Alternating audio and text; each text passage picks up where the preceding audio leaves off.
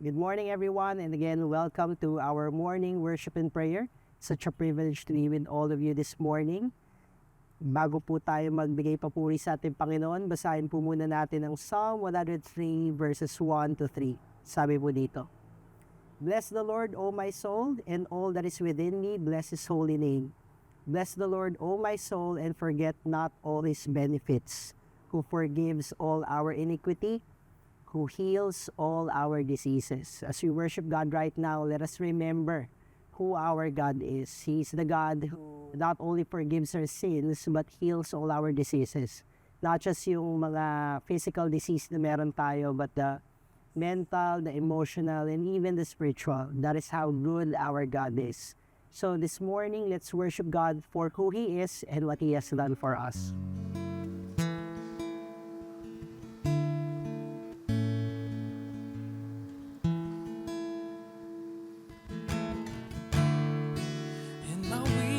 Moments in my darkest hour, you're the God who hears me when I'm crying out for help, when my faith is shaking, when I'm all struck down. You're the God who sees me, you're the God who saves.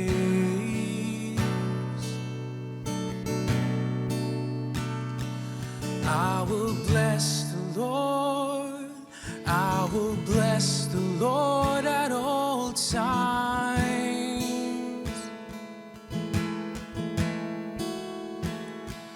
I will bless the Lord, I will bless the Lord at all times.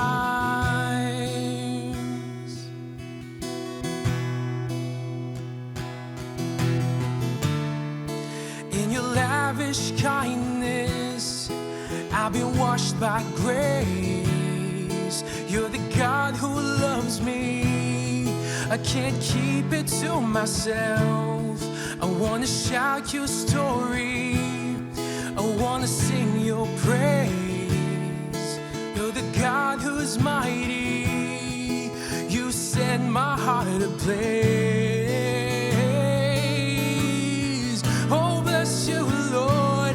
I will bless the Lord, I will bless the Lord at all times. Oh, will bless you, Lord. I will bless the Lord, I will bless the Lord at all times. Oh, and now when you give and take, I'll stand on what you say, and I will bless the Lord at all times. And I can face the day, for you are strong to save, and I will bless the Lord at all times. I will bless the Lord, I will bless the Lord at all times. Oh, I will bless the Lord, I will bless the Lord at all times.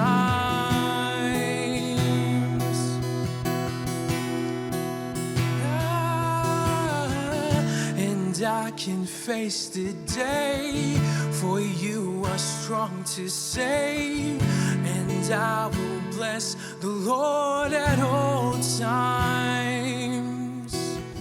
And when you give and take, I'll stand on what you say, and I will bless the Lord at all times. And I can face the day, for you are strong to save, and I will bless the Lord at all times. And when you give and take, I'll stand on what you say, and I will bless the Lord at all times. I will bless the Lord, I will bless the Lord at all times.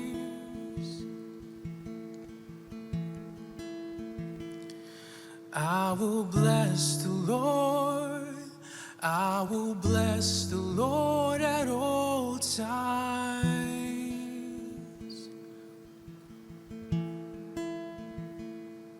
So for this morning, let's open up our Bibles in Philippians chapter 4, verses 4 to 7. Let me read this for all of us. Sabi dito, rejoice in the Lord always. Again, I will say rejoice. Let your reasonableness be known to everyone. The Lord is at hand. Do not be anxious about anything, but in everything, by prayer and supplication, with thanksgiving, let your requests be made known to God. And the peace of God, which surpasses all understanding, will guard your hearts and your minds in Christ Jesus. Let's pray for a moment. Father, we're grateful for your word. I pray that you speak to us today. And sa buong araw na harapin namin, Panginoon, I pray that we will have the proper posture and we will be able to witness and represent Christ well in every conversations that we will have. Thank you, God, in Jesus' name. Amen. Yung 2026, yung theme natin is the mission. And when we hear the word mission, we often think about evangelism, mission trips, church planting, or about preaching the gospel. And while all of those things are important, yung mission ni Lord is also about displaying His character through His people. Tayo as the church, we are called to be a living demonstration of what life under the reign of King Jesus looks like. In Philippians 4:4-7, yung binasa natin kanina, we can see there at least 4 commands that are deeply personal, but at the same time, I realize they're also deeply missional because they show the world what God is like. Yung kingdom ni God, after all, advances through people who visibly reflect the reality of the gospel. So isa-isayin natin per verse. Sabi sa verse 4, rejoice in the Lord always. Again, I will say, rejoice. Notice na sinabi ni Apostle Paul dito, rejoice in the Lord. He did not say rejoice in your circumstances. Take note, sinulat to ni Apostle Paul nang nasa kulungan siya. If there is someone na pwedeng hindi mo na mag-enjoy, if there is someone na merong pinagdadaanan, it's the Apostle Paul, and yet, sabi niya, rejoice in the Lord. His joy is not tied to comfort, even success or favorable outcomes. It is anchored solely in Christ. You see, many people can rejoice when prayers are answered or kapag ka lahat ng endeavors mo nagiging maayos or kapag ka nag-open yung mga doors and opportunities sa'yo. But what about kapag ka may challenges? Paano kapag ka may diagnosis na hindi mo gusto tapos na ibalita sa'yo? Paano kapag ka yung promotion napunta sa iba na katrabaho mo? Paano kapag ka nag-fail ka dun sa exam na talagang pinag-pray mo? Paano kapag ka yung visa mo na-reject? Paano kapag ka yung mga prayers na pinag-pray mo kay Lord mukhang hindi nasagot or mukhang no yung sagot? You see, I realize the true test of joy is not whether we can rejoice when life goes our way, but whether we can rejoice in Christ when it doesn't. And paano to naging missional? Kasi I realize the watching world expects joy to disappear when circumstances worsen. Pag di maganda yung mga nangyayari, niisip ng mundo okay lang maging hindi joyful. Pero pag believers, tayo po, will we continue to rejoice in Christ, we demonstrate that Jesus is better than what He gives. Na ang blessing talaga dito, hindi lang yung kung ano yung binibigay ni Lord, pero si Lord mismo. So, in a sense, when we are joyful despite the circumstances, we are being missional kasi we're able to reflect who God is. Amen?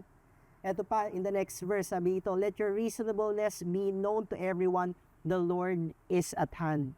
You see, the word reasonableness in the original language carries a different idea sa kung paano natin naunawaan yung reasonableness.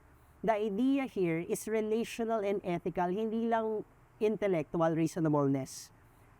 Sabi nga nila, it's difficult to translate this word with a one-word equivalent because it expresses so many things. It expresses justice or yung equity that goes beyond the strict letter of the law to to keeping the true intent or the spirit of the law. Kaya kapag dating sa NASB, ang translation dito, gentle spirit. Pagdating sa NIV, ang gentle dito, ang translation dito, gentleness. So, ibig sabihin, it seems like ang nako-communicate nito is this is a person na pinangahawakan yung katotohanan. Alam ko ano yung sinasabi ng Bible, pero hindi ginagamit yung katotohanan para manakit ng iba. Yung reasonableness dito na gusto mag-reflect ni Apostle Paul for all of us believers, it refers to a person na hindi ini-insist lagi yung kung ano yung tingin niyang tama. Hindi yung personal right, preferences, or parang may vindication na kailangan mangyari. It describes someone who is gracious, patient, considerate, fair, willing to yield, slow to retaliate. And I realize all of these things, hindi po ito weakness.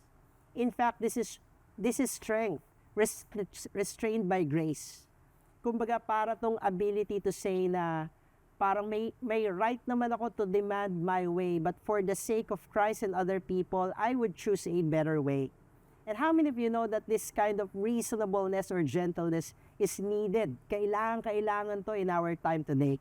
Imagine, in marriage, kapag ka merong misunderstanding na nangyayari, kailangan ng ganito, reasonableness.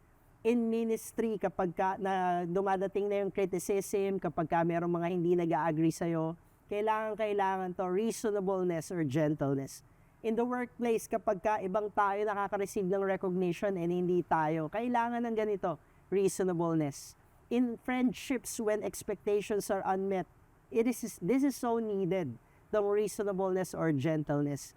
And how many of you know that certainly in today's political climate, kailangan ng ganito, reasonableness or gentle spirit. You see, while social media would reward outrage, sarcasm, or even humiliation, si Apostle Paul would call believers to be known for something entirely different. Not merely for having strong convictions, but for displaying gracious character. So ito yung question for all of us. When people look at us, are they seeing more of who Jesus is? I hope na pagka nakita nila tayo, Christians, hindi nila nakikita lang kung ano yung pinaniniwalaan natin. I pray that they will be able to experience what Christ is like. Think about it, di ba? Kapag ka ba nakikita nila tayo, mas nakikita ba nila si Jesus?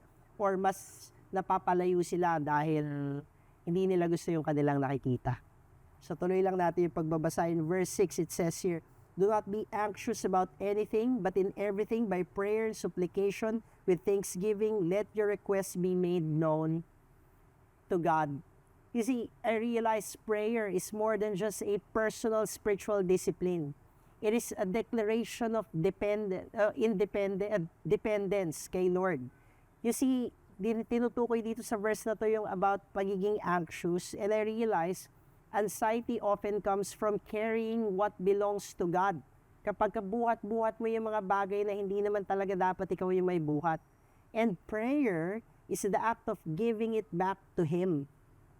Kumbaga, kapag ka may pinagdadaanan tayo, like for example in parenting, kapag ka yung anak mo is dumadaan through a difficult season, or maybe in finances kapag ka things are uncertain, or maybe relational challenges when it seems overwhelming. Our natural tendency is to try harder or to control more and worry endlessly. Meron ba kayong mga kilalang ganon? Yung magaling mag-worry. Di ba? Parang Golden State Warriors na. But the thing is, the Apostle Paul would redirect believers from anxiety to prayer. Think about this. The world would teach self-sufficiency, but the gospel teaches us that we are to be dependent on God.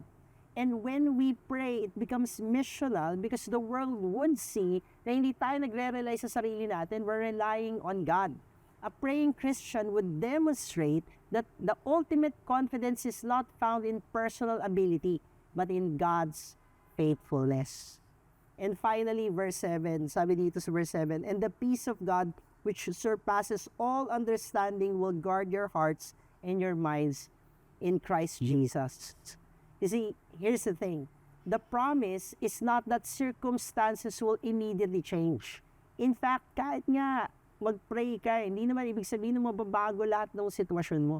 But the promise is that God will guard the believer's heart in the midst of those circumstances.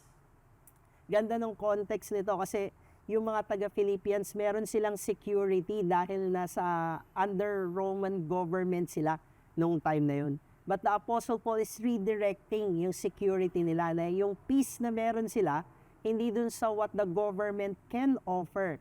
It comes from the God who is with them. Now, anyone can have peace kapag ka lahat ng bagay maayos. But what about pagka hindi na? Kapag ka dumating na yung test result na pinagpipray mo tapos hindi maayos yung resulta? What about when someone you love is suffering? What about when you are entering into an uncertain season and you don't know what comes next? Dito po sa mga ganitong pagkakataon, dito lumalabas yung peace na nanggagaling kay Lord. Yung tinatawag na peace that surpasses all understanding. You see, the world would measure peace by the absence of trouble. But God's peace endures in the midst of it. And as we endure, kaya po ito nagiging missional kasi we point others to the presence of our Lord. Now, as I end, notice how visible all four commands are. People can see our joy, right?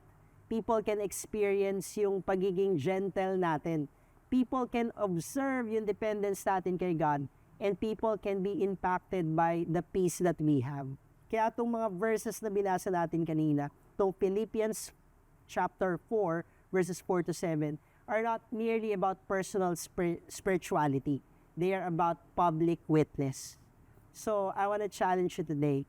Everyday people are forming conclusions about God by observing God's people. So, ang tanong, when people encounter us, do they get a clearer picture of Christ or not? Because God's mission is not only advanced through what His people proclaim, it is also advanced through what His people display. So I pray that all of us today, we will be effective witnesses and tayo ma-reflect natin ng maayos sa kung sino si Jesus Christ sa buhay natin. Amen? Let's just pray right now. Lord, we are grateful for your word. Marami pong salamat that you are concerned not only with our personal walk, but as we apply the things na natututunan namin from the scripture, Lord, this also means nagiging maayos kaming witness to the world. And Lord, I pray for everyone na nanonood ngayon, my brothers and sisters. I pray that in every conversation, I pray that in every dealings that we will have today, we will be able to reflect who you are and what you have done for all of us. Marami pong salamat, Panginoon. Today we worship you. In Jesus' name we pray. Amen. Amen. Let's continue to worship God today.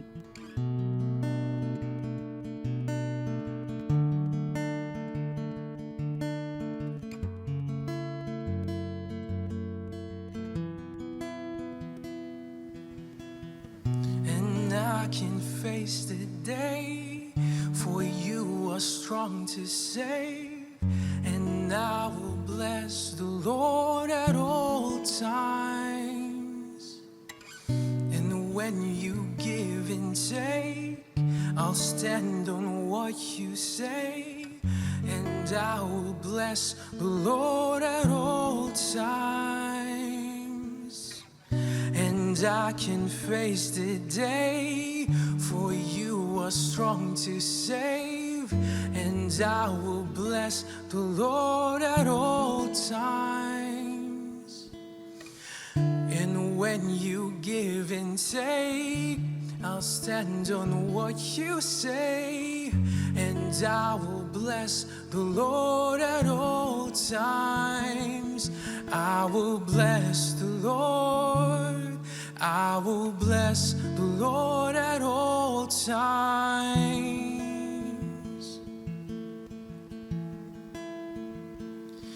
I will bless the Lord. I will bless the Lord at all times.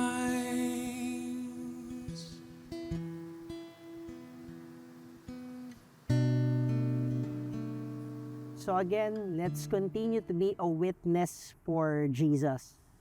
So let me pray a prayer of blessing for all of you. May the Lord bless you and keep you. May the Lord make His face shine upon you and be gracious to you. May the Lord turn His face towards you and give you peace. In Jesus' name, amen.